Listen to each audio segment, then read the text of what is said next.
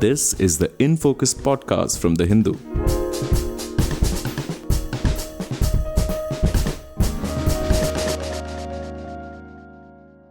Hello and welcome to another edition of the In Focus podcast. I'm your host G. Sampath. The Post-Hema Committee report has shaken up the Malayalam film industry. It has brought into the public domain all kinds of horrors.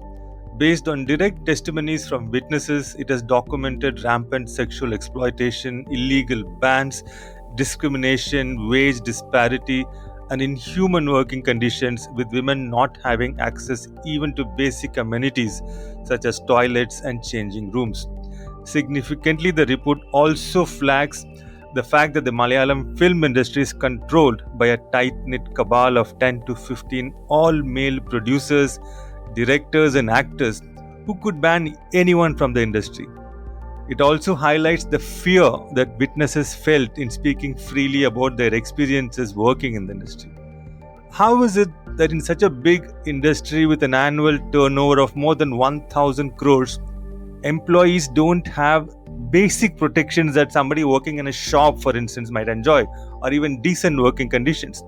Will the criminals who perpetrated the major crimes documented in the report be brought to book? And what kind of legal mechanisms can be put in place to ensure the safety of women in this industry? To discuss these questions, we have with us Tulsi K. Raj, a lawyer who practices at the Kerala High Court and the Supreme Court of India. Tulsi, welcome to InFocus. Thank you so much for joining us. Thanks for having me. Thank you.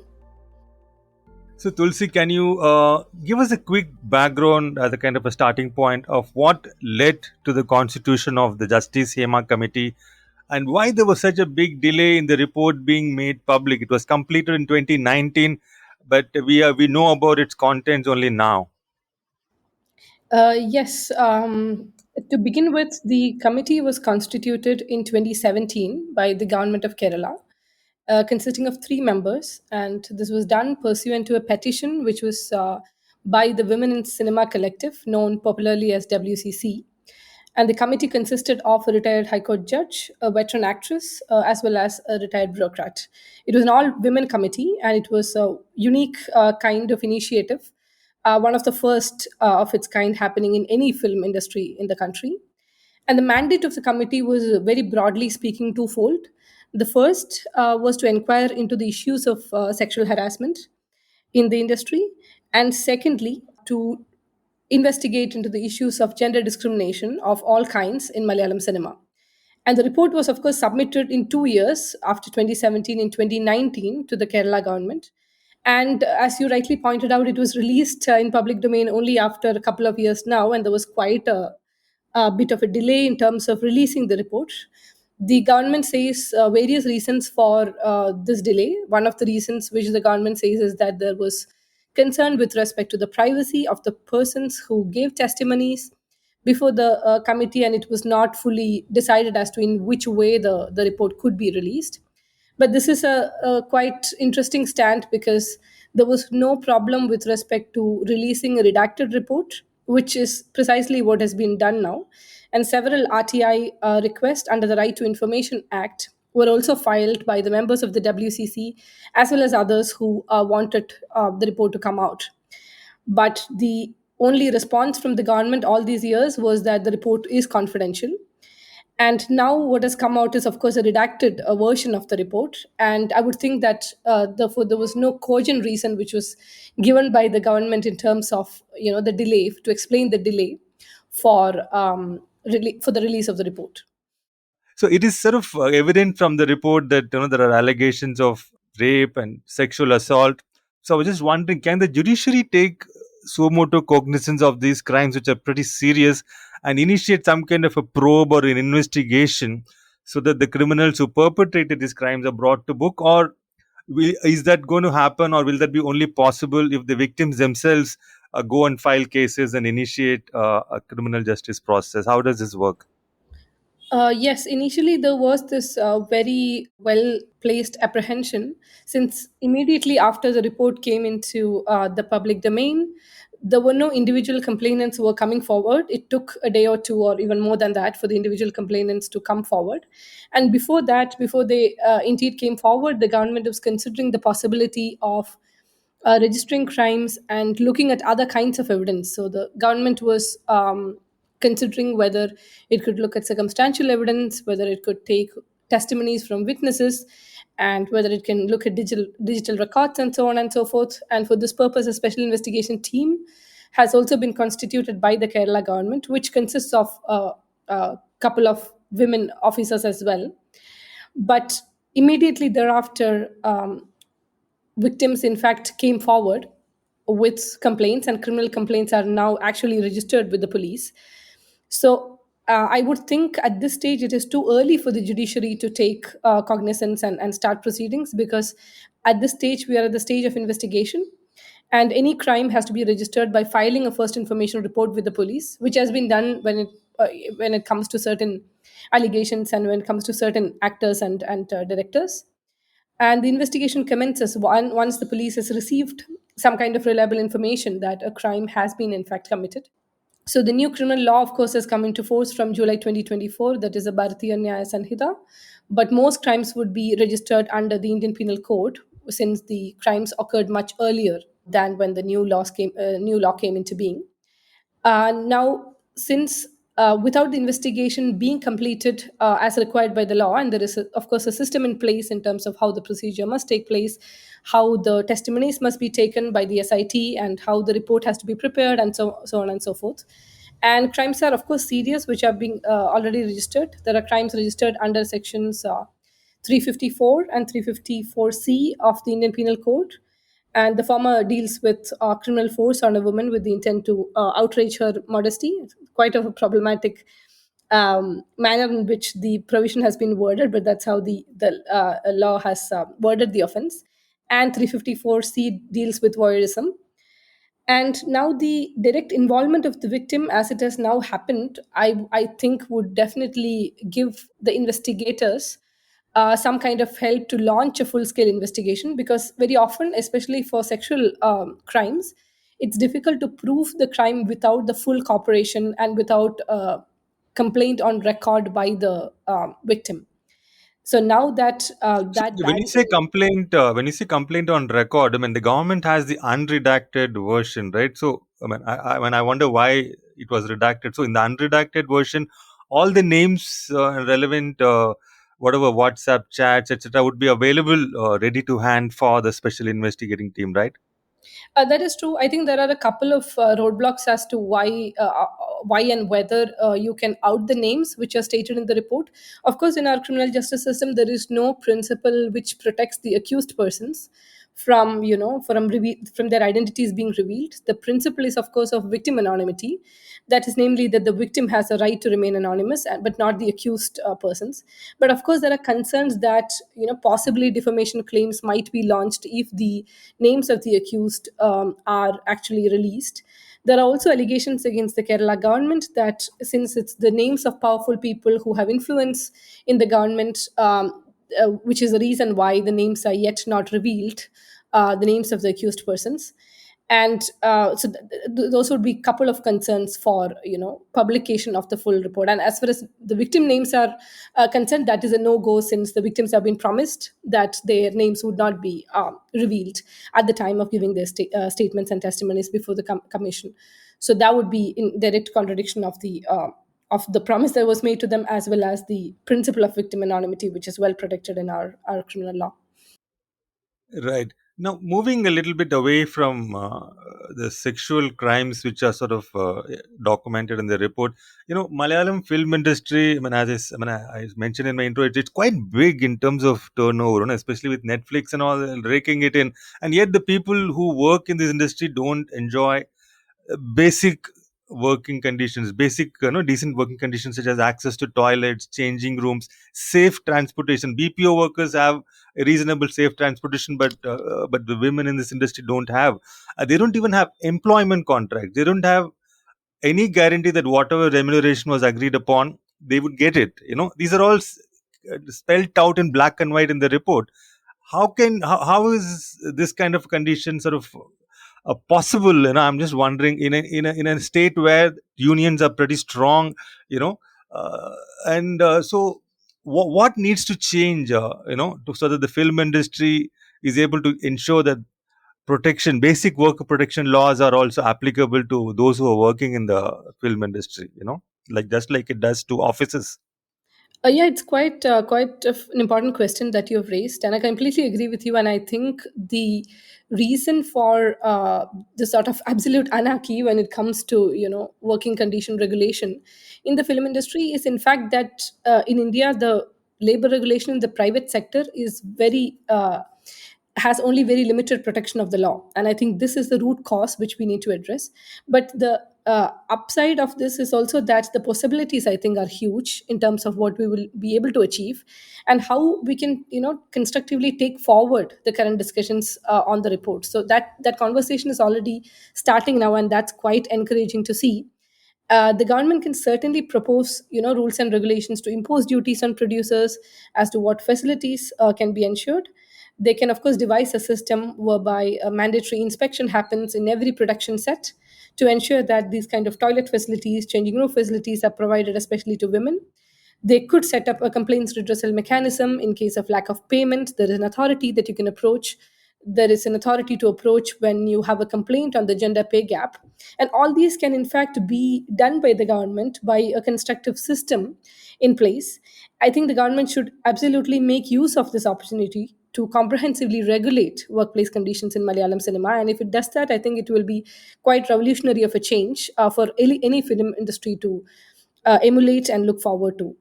Like what would such a mechanism look like? When you said the government could do many of these things, use as an opportunity to sort of set up these mechanisms for ensuring basic worker protection. Like, is there some kind of a film industry commission that would be set up? Like, what does the architecture of something like this look like, or do you just extend the existing labor laws to apply to film industry as well? Yeah, there could be a myriad of options. That, of course, one could extend the present working regulations that you have to the film industry, which has not happened, or the government realizing that the film industry requires a unique set of solutions since it works differently from several other sort of informal industries, could come up with its own rules and regulations. The government could enact legislation. The government could enact a set of rules by which it can say that film sets need to comply with the following conditions in order to escape the wrath of the government with respect to let's say having facilities for women, having a commission or some kind of accountability mechanism for addressing the issue of gender pay gap. The government could, of course, set up some authority which can comprehensively address these issues, and where the women complainants as well as other complainants could come to in order to talk about and raise their grievances. Right. Now, I mean, coming to this question of sexual harassment and abuse of women and addressing that aspect, you spoke at length a little bit about how we can sort of use this as an opportunity to set up mechanisms for addressing, things like gender pay gap and working conditions. But what about sexual harassment? I mean, the system we generally have is an internal complaints committee, which every organization is supposed to have. But the report itself flags that an ICC will not work in the film industry, and it also says that the basic problem is there is no clear quote unquote authority to which women can turn to for grievance redressal. Suppose, I mean, the director or producer, who pays their salary is the one, and who decides their future is the one who's harassing them. Where do they turn to? So, what kind of a mechanism can be established to prevent this kind of a scenario? Do we need a tribunal of sorts? I mean, what are we looking at in terms of a legal structure? Yes, as you rightly said, the committee argues that an ICC will not work in the film industry, but I, however, disagree with that. So the concept of internal complaints committee is envisioned in the 2013 parliamentary legislation, that is the POSH Act, the Sexual Harassment of Women at Workplace Prevention, Prohibition and Redressal Act of 2013. And that comes as a result or as a some sort of a pursuance of the 1997 Vishaka judgment by the Supreme Court of India. The court in that judgment laid down certain parameters regarding prevention of workplace harassment. So it laid down duties on the employers. It laid down that there should be an internal complaints mechanism for the women to raise their grievances and so on and so forth. So the act, in fact, when it came in 2013, has a very broad definition of sexual harassment. So it defines workplace quite broadly, and the definition would take in the entertainment industry as well, so would take in the cinema industry as well. Therefore, the ICCs could be constituted in the film industry. The problem that we have here is of implementation, of how many production units or sets have the ICC, and that's actually close to none, because the government has not implemented the law in its letter and spirit. Now, as far as the criticism in the committee is concerned, that there would be influence of lead actors and producers and directors, that I think is a problem with any internal committee for that matter. And the response to that problem would be to constitute something completely external, that you make an external committee that is not coming under the framework of the 2013 act, but you make something that is completely different, which of course the government could think of, and there is no impediment in doing that, and the government could think of how efficient a tribunal would be. But the issue is that we are talking here in terms of criminal law, and talking of crimes essentially, and how much, how much a judicial mechanism could be constituted to address these crimes is, I think, worth thinking about and worth discussing. And the government will have to seriously consider effectiveness of the system, whatever it comes up with, and should ensure that there should be speedy implementation of grievances, and there should be some kind of redressal mechanism which ensures that, that victims get justice when complaints are made. Right. No, you were talking about ICC, being effective. Is there anything on record, any studies which have been done about the effectiveness of ICC in protecting women or resolving sexual harassment cases? Because I mean, this Hema committee report says it won't work in the film industry, but you have a view that it's not something to be dismissed so lightly. But even outside the film industry, has the ICC really been effective in your I don't know, anecdotally, or is there any studies on its effectiveness being done? I'm unable to point to a particular study, but of course, it's a first formalized system when it comes to, sexual harassment of women, and it's also relatively a recent legislation. It's a 2013 legislation, and I'm not sure whether comprehensive studies have been done in terms of working of the ICC. But the advantage of ICC definitely is that the ICC is mandated to come out with a report, and there is of course regulations as to women representation and external members and so on and so forth in the committee. So it gives a framework, and it gives, a place for the women to start. And I think that is why I say that one shouldn't, discard a complaints mechanism that is in place, or that could be put into place, and that finds place in a parliamentary legislation. Right. So, this report also speaks, of this is something which has got a lot of buzz, especially online and all. It speaks of the existence of an all-male quote unquote power group that dictates who can work and who cannot work in the Malayalam film industry. And if you displease or if you fall on the wrong side of any member of this all-male power group, you're finished. As in, your career is more or less over. And it is this group which appears to have protected the men who abused women and created and preserving the conditions for the exploitation of women in the industry. So how surprising is this, again, in a state known for very high literacy rates and a strong union presence? Yeah, that's quite an interesting question, and I think it points to the irony of Kerala society, and it's a curious sociological project for those who are interested. In many areas, of course, women in Kerala are far ahead of their counterparts in other states, and examples include female literacy or female nutrition compared to those in other states of the country. And traditionally, women also enjoyed the matrilineal way of lineage, and that led to greater autonomy and independence for women. But even though that be the case, in terms of representation and in terms of social prejudices and biases, I think Kerala is still miles behind. If we look at Kerala politics, for example, including the left parties, how many women politicians are active, or how many women politicians are given the platform to perform in the public arena. If you look at leadership positions elsewhere, including the cinema industry, women are very often not considered for important roles at the top positions. I think there is a culture of normalization of abuse and harassment of the women, and one of the ways in which this is done is by degrading the woman's character as problematic, especially in the cinema industry. So we have complainants of sexual assault being met with disgust instead of support and care. And we see some reflections of that already with the kind of, online media abuse that the complainants who've come forward suffer in social media today. I think it's quite remarkable how patriarchy plays a huge role in refusing to treat women as equal human beings. So, we in various so-called modern and liberal households in urban Kerala, we will still find that it is the women who cook and serve food, and this was of course excellently portrayed in the movie The Great Indian Kitchen. I think the system is designed inherently to ensure that women stay where they are supposed to stay. So I mean, I don't think I don't think it is surprising, but it's a quite unfortunate irony in Kerala society, and I think it's time we change that. Right, I mean, quite ironic indeed. One last question, Tulsi, before we wrap up.